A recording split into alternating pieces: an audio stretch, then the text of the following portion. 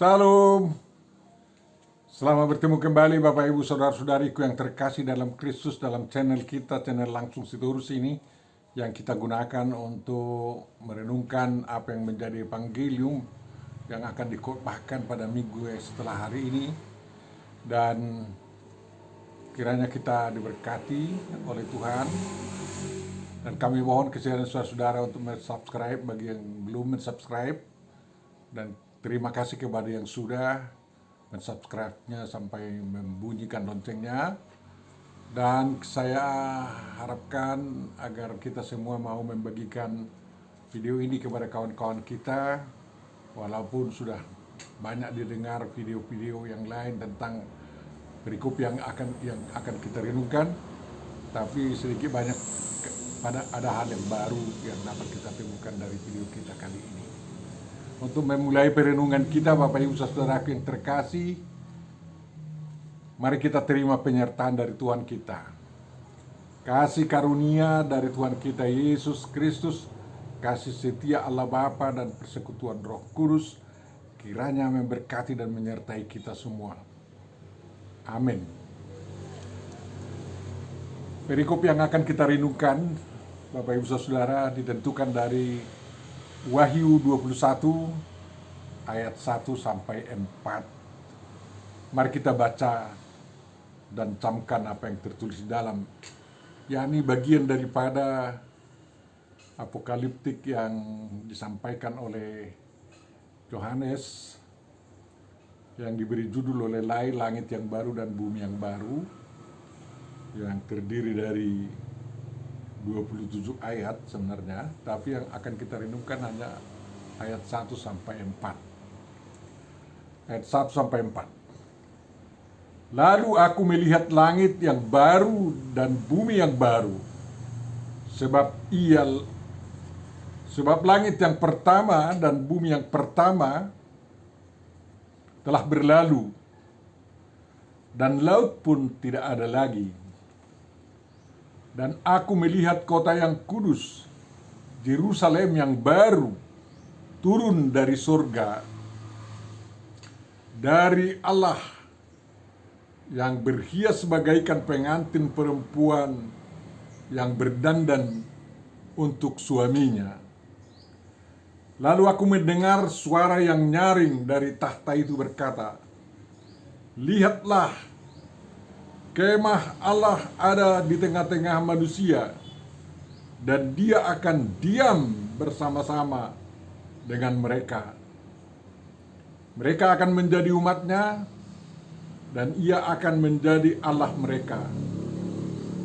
Dan Ia akan menghapus segala air mata dari mata mereka, dan maut tidak akan ada lagi. Tidak akan ada lagi perkabungan, atau ratap tangis, atau duka cita, sebab segala sesuatu yang lama itu telah berlalu." Demikian Bapak Ibu Saudaraku yang terkasih, firman Tuhan yang akan kita renungkan. Tentu saja yang berbahagia adalah orang yang mendengar, memelihara, memahami, menghayati, dan menghidupi serta melakukan firman Tuhan. Amin. Dalam almanak kita diusulkan juga sebagai topik perenungan kita, mengatakan menyongsong kedatangan langit baru dan bumi baru. Tentu saja kita harus mempersiapkan diri menyongsong itu. Bapak Ibu Saudaraku yang terkasih, baik epistel maupun evangelium pada minggu tanggal 29 November, tanggal 26 November tahun 2023 berbicara tentang langit yang baru dan bumi yang baru, yang menggantikan langit yang lama dan bumi yang lama. Dan juga di sana dikatakan tentang Yerusalem baru menggantikan Yerusalem lama. Bapak Ibu Saudara yang terkasih, di dalam Yesaya 65 dikatakan bore ya kihineni bore hasamaim hadasah we et haaretz hadasah. Bore kata partisip itu kita artikan terciptalah, atau bisa juga telah tercipta, karena tidak ada keterangan waktu dalam partisip. Jadi bisa itu dulu, bisa sekarang, bisa nanti. Tetapi karena itu dia beritakan bore, kita katakan telah tercipta. Kapan itu? Yohanes di sini hanya mengatakan, aku melihat langit yang baru dan bumi yang baru. Jadi bukan lagi waktu dia lihat tercipta. Dan Yesaya mengatakan telah tercipta bore. Dan dari Alkitab kita tahu bahwa Henok juga sudah naik ke surga, ke langit yang Tuhan itu. Dan Elia pun sudah naik yang menyala apinya ke sana. Dan dari Injil kita tahu bahwa Abraham berada di sana. Tentu saja, kapanlah itu tercipta? Kalau menurut saya, langit baru dan bumi yang baru itu telah tercipta tentu saja oleh Tuhan sejak bumi dan langit yang diciptakan dia itu jatuh ke dalam dosa. Dan Tuhan mempersiapkan adanya langit baru dan bumi baru bagi orang-orang yang percaya kepadanya, bagi yang setia kepadanya. Jadi itu merupakan masa depan, atau rumah masa depan, tanah air masa depan bagi orang-orang yang meninggalkan bumi yang lama dan langit yang lama, dan Tuhan memasukkan mereka ke sana. Jadi orang harus tahu bahwa ada langit baru dan bumi yang baru, Yerusalem yang baru. Banyak spekulasi mengatakan bahwa dunia yang baru, dunia yang lama itulah disuglap menjadi bumi yang baru. Langit yang lama itulah disuglap menjadi, katakanlah tanda kutip disuglap, ya, direnovasi Tuhan menjadi langit baru dan bumi baru. Tapi Alkitab mengatakan bahwa langit baru dan bumi baru itu berada di luar langit yang lama dan bumi yang lama. Dan ciri-cirinya pun berbeda. Karena apa? Di bumi yang lama ada lautan, ada samudera, yang di sana Roh Tuhan melayang-layang, mengerami agar ada hawa di sana, agar ada oksigen di samudera itu dan dimungkinkan di sana ada kehidupan. Lalu itu menjadi prasyarat yang dipakai Tuhan untuk menciptakan makhluk-makhluk di dalam air, yang kecil maupun yang raksasa. Tapi di langit yang baru dan bumi yang baru, tidak ada lagi lautan, tidak ada samudera lagi. Itu berarti tidak ada lagi sumber oksigen, dan tidak ada lagi makhluk-makhluk hidup di lautan. Walaupun dapat dikatakan walaupun tidak ada lautan, makhluk-makhluk yang di lautan itu, kalau Tuhan berkenan, dia bisa hidup tanpa air lagi. Ya, bisa hidup tanpa air ya. Kemana mungkinnya? Ya, itulah yang tidak terpikirkan kita. Kita jangan melampaui kuasa Tuhan. Dan tentu saja kalau tidak ada lagi sumber oksigen yang diciptakan Tuhan, makhluk-makhluk atau ciptaan-ciptaan yang ada di langit yang baru dan bumi yang baru itu tidak hidup lagi dari oksigen. Walaupun mereka tidak seperti robot yang punya artificial intelligence.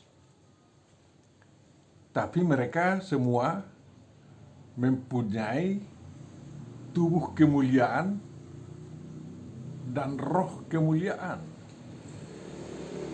Sama seperti Tuhan Yesus yang naik ke surga, dia memiliki tubuh kemuliaan dan hidup kemuliaan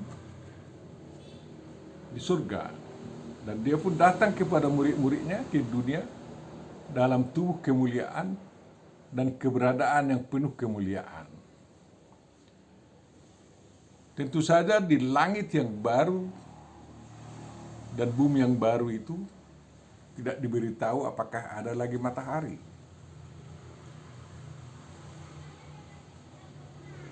Tidak ada.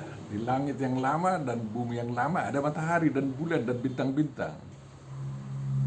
Di langit yang baru dan bumi yang baru tidak ada lagi matahari, bulan, dan bintang yang mengatur terang gelap.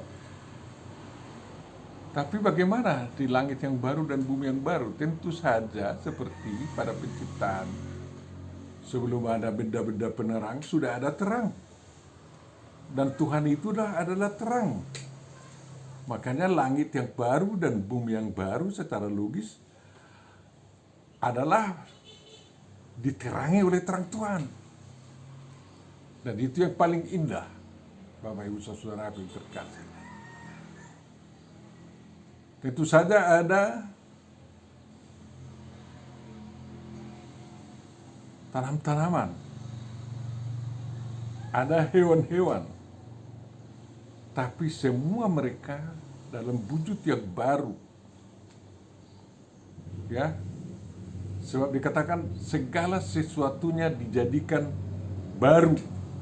Demikian Yohanes yang mengatakan semuanya telah terjadi. Lihatlah, aku menjadikan segala sesuatu baru. Jadi bukan hanya manusia baru, bukan hanya langit, bukan hanya bumi yang baru. Segala ciptaan atau makhluk yang ada di sana pun baru dengan pola hidup baru. Yang keberadaannya bukan sebagai hasil ciptaan manusia. Karena saya katakan mengapa Tuhan memberikan ilmu untuk menciptakan robot-robot yang punya AI atau Artificial Intelligence dan tidak bernapas, kekuatan listrik yang tahan mungkin bertahun-tahun lamanya tidak soak. Itu bertujuan karena Tuhan ingin manusia bisa mengirimkan karyanya ke planet-planet yang tidak ada oksigen dan di sana dia bekerja, entah mengambil emas, mengambil perak, mengambil intan dan lain-lain di bulan, di Mars dan planet lain, Bapak Ibu Saudaraku yang terkasih. Tapi bukan seperti robot-robot yang punya artificial intelligence yang diciptakan yang ada, ya. Dan di sana dikatakan siapa yang akan berada di sana. Tegas Yohanes mengatakan bahwa yang tidak ada di sana adalah orang-orang penakut, orang-orang yang tidak percaya. Ini ayat 8, orang-orang keji, orang-orang pembunuh, orang-orang sundel, tukang-tukang sihir, penyembah-penyembah berhala, semua pendusta.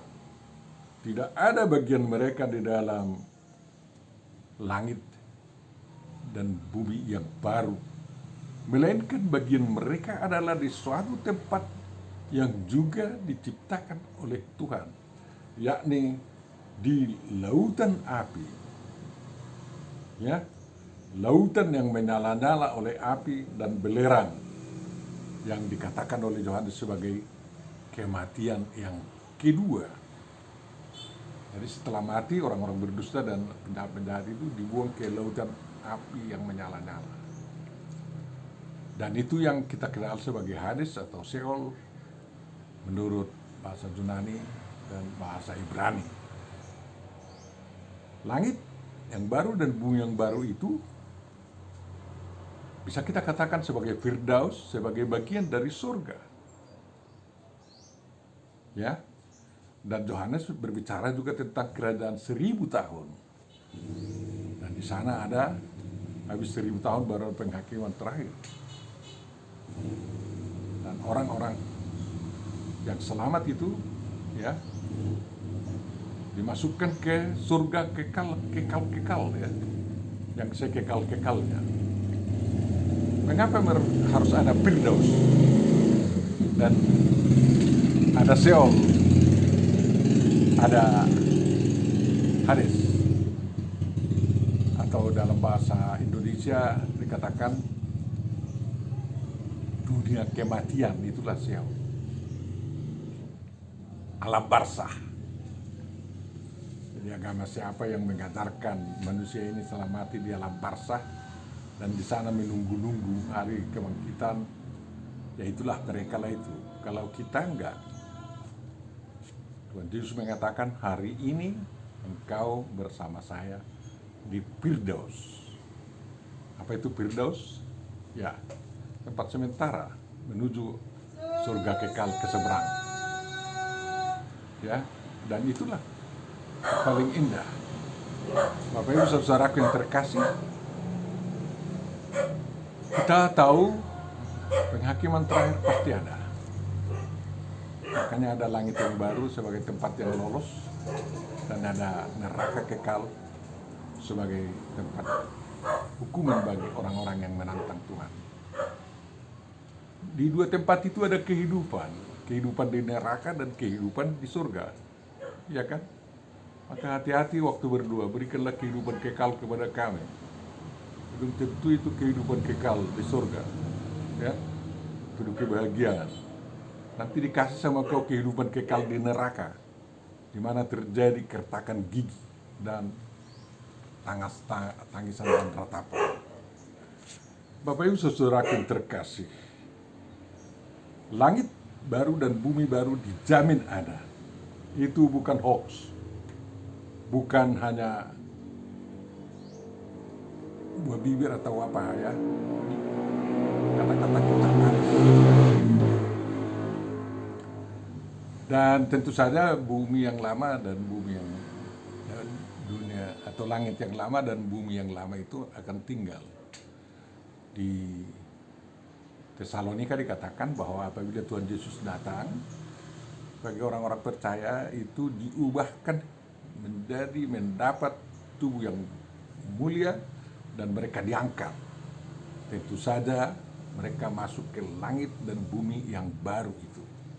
Bapak Ibu saudaraku yang terkasih, mereka diangkat dari kerajaan surgawi sebagai tempat langit yang lama dan bumi yang lama, di mana Yerusalem yang lama juga ada. Tapi itu yang lama semua itu menjadi tidak ada lagi. Dan menurut saya itu tidak akan masuk di otak lagi, tidak akan diingat-ingat lagi. Karena apa? Akan mengganggu kehidupan di sana katanya. Jadi tidak perlu diingat yang lama-lama. Sejarah pun tidak perlu diingat. Di surga itu sejarah berlalu juga. Walaupun di Indonesia ada kalangan jas merah. Setelah kita di surga, tak perlu ada jas merah. Selagi kita di kerajaan surga di bumi, pasti harus ada jas merah. Seperti orang Israel harus mengingat sejarah mereka di perbudakan di Mesir, di padang gurun dan masuk ke tanah Kanaan, meribut tanah Kanaan. Itu ditulis dalam kitab sejarah mereka, dalam kitab Taurat kita. Bapak Yesus, saudaraku yang terkasih, ada Yerusalem baru. Di sini dikatakan turun dari langit, dari Allah. Ya, dari Allah. Jadi Tuhan menyediakan tempatnya di langit yang baru dan bumi yang baru itu. Namanya Yerusalem baru. Kalau di Yesaya 65 dikatakan itu tidak turun dari langit, tapi ada, tercipta juga. Kapan terciptanya? Ya, inilah yang dilihat Yohanes yang turun ini. Kapan tercipta Yerusalem yang baru itu? Mungkin setelah ada Yerusalem. Hingga ada Yerusalem lama, ada Yerusalem baru. Bapak Ibu Saudara, kapan itu kita tidak perlu tahu waktunya. Dan untuk apa itu ada Yerusalem baru? Yerusalem lama memang tempat bait Allah, di mana nama Tuhan berada sebagai tanda kehadiran Tuhan di tengah-tengah umatnya. Demikian juga di Yerusalem baru ini dikatakan walaupun tidak ada bait Allah dikatakan, tapi itu menjadi tempat Tuhan bersama dengan umatnya, bersama dengan seluruh umat manusia yang masuk ke dalam langit dan bumi yang baru dan Yerusalem yang baru itu. Dan itu yang paling berharga, itu yang paling bernilai kalau Tuhan bersama kita. Ya, coba bayangkan sewaktu Tuhan Yesus turun ke neraka, semua manusia bergembira kan? Karena mereka bersama Tuhan waktu itu. Tapi sayang sekali tidak semua mereka tidak mau diselamatkan. Ada orang-orang yang diselamatkan yang diangkat dari neraka itu. Sekali untuk selama-lamanya. Dan kalau Tuhan bersama kita, dan itulah yang paling bahagia. Jangan cari-cari di mana Allah berada. Ada berada di dalam dirimu, karena Tuhan kita omnipresence, hadir di mana-mana.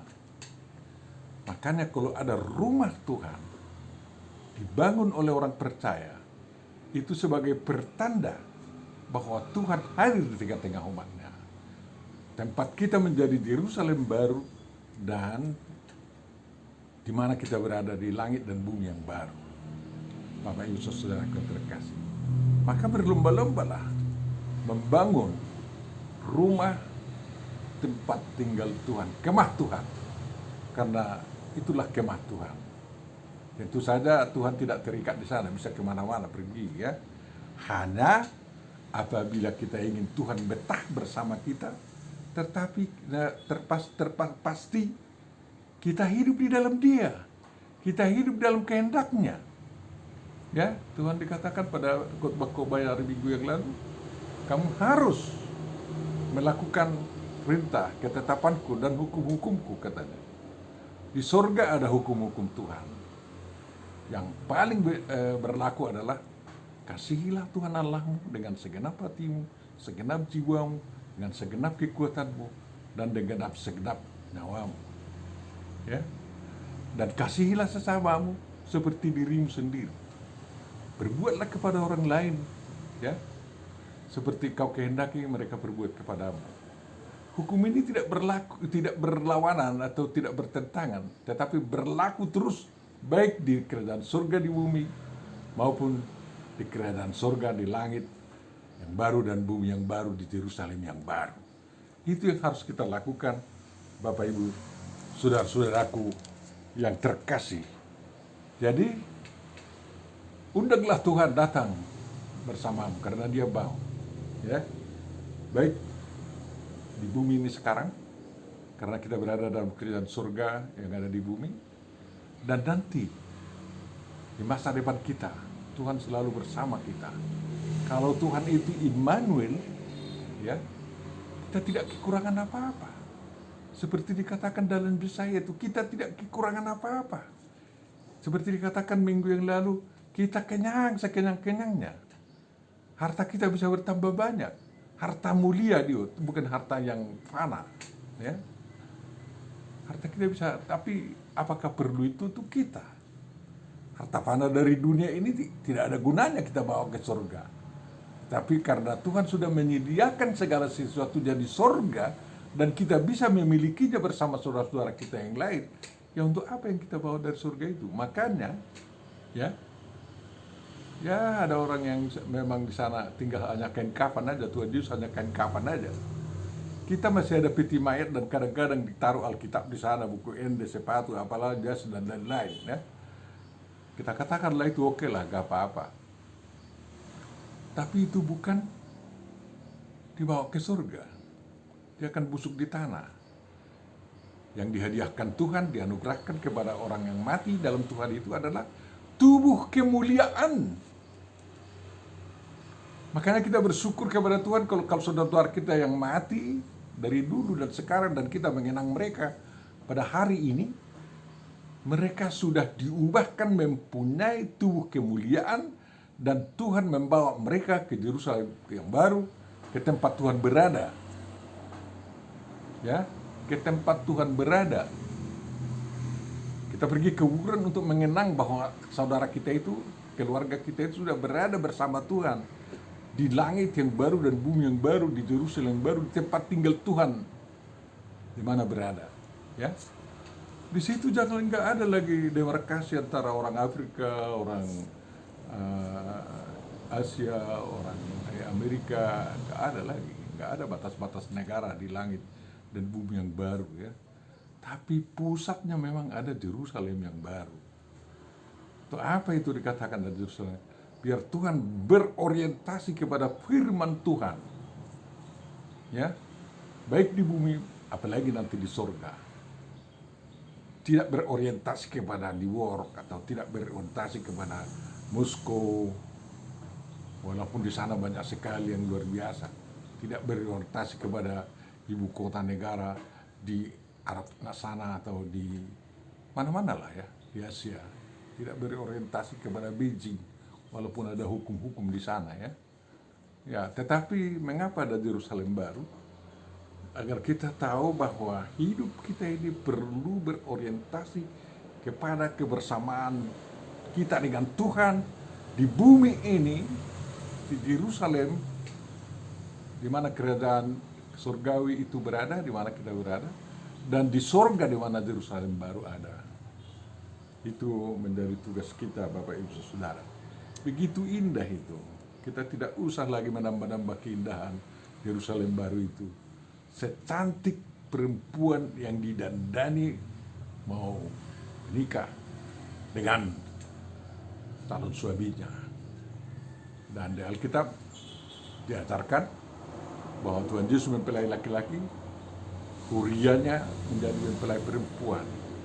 Yerusalem baru sebagai rumah tempat tinggal Orowan itu, tempat tinggal pengantin perempuan itu. Makanya perempuan di sana pun didandani secantik apa ya? Secantik seolah-olah, bukan seolah-olah mengadakan di pesta pernikahan ya. Karena Tuhan akan bersama. Ya. Ini bukan soal seksual lagi ya. Tapi Tuhan bersama, dan itu seperti Hasapuran Rea itu dikatakan oleh orang Batak. Ya. Pesta perkawinan yang maha raya. Di sana bersatu semua di dalam sukacita, di dalam keindahan. Baik kampungnya indah, orangnya pun indah, laki-lakinya cantik-cantik, tampan-tampan, penuh kebahagiaan, tidak ada lagi kebencian. Dan memang dikatakan, ditegaskan di sana bahwa di dalam langit yang baru dan bumi yang baru, di Yerusalem yang baru itu, Tuhan akan menghapus segala air mata dari mata semua orang yang masuk ke dalam.